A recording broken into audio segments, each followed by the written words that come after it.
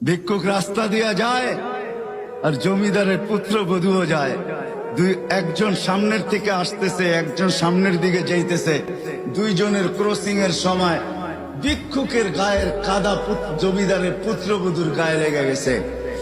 সে দুনিয়া আন্ধার করে ফেলছে, স্বামীকে টাইকা নিয়ে আসছে, বলছে ভিক্ষুক আমার কাপড় নষ্ট করে দিছে।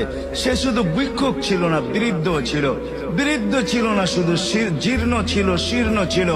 শরীরে কাপড় ছিল না, ফাটা চিরা কাপড় ছিল। পায়ে জুতা ছিল না, পেটে ভাত ছিল না। জমিদারের পুত্র সইতে পারে নাই, যৌবনী শক্তি সয় তো সয় কি কইরা তার স্ত্রীর গায়ে ভিক্ষুকের কাদা। বস সমগ্র শক্তিকে হাতে জমা করা, একত্র করা বৃদ্ধের গালে বসায়।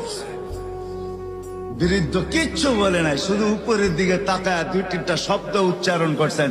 শব্দগুলা হলো ইয়া আল্লাহ।